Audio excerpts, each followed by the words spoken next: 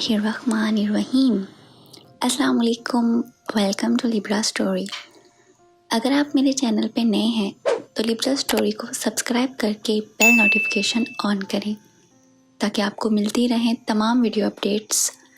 अब आप मुझे लिब्रा स्टोरी फेसबुक पे भी फॉलो कर सकते हैं। साइल फ़कीर, बड़े राज की बात है। वो बज़ाहिर लोगों से कुछ मांगने के लिए आता है, लेकिन दरअसल वो कुछ देने के लिए आता है। हम उसे पहचान नहीं सकते। हम लोग गाफिल होते हैं, इसलिए इस पैगाम से महरूम रहते हैं जो सिर्फ साइल के ज़रिए हम तक पहुंचता है। एक दफ़ा ऐसा हुआ कि एक साइल हमें मिला। ये उन दिनों की बात है जब डिप्रेशन से हमारी नई नई आशनाई हो रही थी। एक शाम हम एक बाग में तन्हा गौर कर रहे थे। इतने में एक साइल अपनी तरफ आता दिखाई दिया। मैं देखे बगैर ही उसे नापसंद करने लगा। वो इस बात से बेनियाज कि मैं उसे देख रहा हूँ कि मैं उसकी तरफ मतवज्जा नहीं हूँ, बोला कि साइल की तरफ तवज्जो तो करनी चाहिए।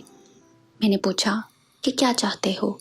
बोला कि हमारा तो वही सवाल है पुराना कि मदद करो। मैं उसकी शख्सियत और अंदाज़े गुफ्तगू के असर में आता गया।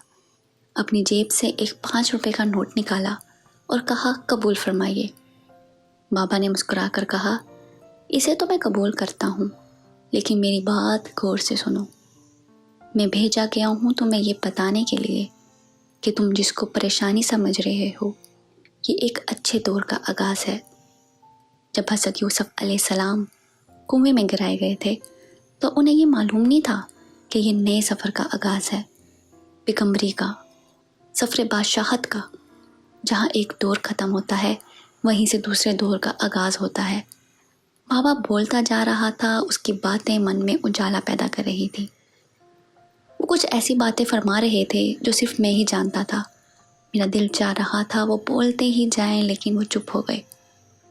मैंने कहा, मज़ीद इरशाद फरमाएं। वो बोले, नहीं। मैंने कहा, क्यों? बोले, जिस तरह तेरी जेब में पड़े 200 रुपयों में से मेरे लिए सिर्फ 5 रुपये थे, इसी तरह मेरे इल्म में से तुम्हारा इतना ही हिस्सा है। फिर बाबा ने जेब से एक सुनहरा कार्ड निकाल कर मुझे दिया कि इस पर अपना पता लिख दे। मैंने पता लिखा, दस्तखत कर दिए। बाबा ने कहा, मेरे पीछे ना आना, लेकिन मैं पीछे चल पड़ा। लेकिन बाबा गायब हो चुका था और डिप्रेशन ख़त्म हो चुका था। बात यहाँ ख़त्म नहीं हुई। 15 साल बाद सकूत ढाका पर दोबारा डिप्रेशन का शिकार हुआ। एक शाम बाद नमाज मगरिब मस्जिद से निकला तो देखा एक बुज़ुर्ग सूरत इंसान मेरे आगे चल रहा है। लंबे बाल, नंगे पाँव, हाथ में तस्बीह। कुछ आगे चलकर मुड़ा और मुखातिब हुआ, देखो, साइल को कभी झटकी ना देना।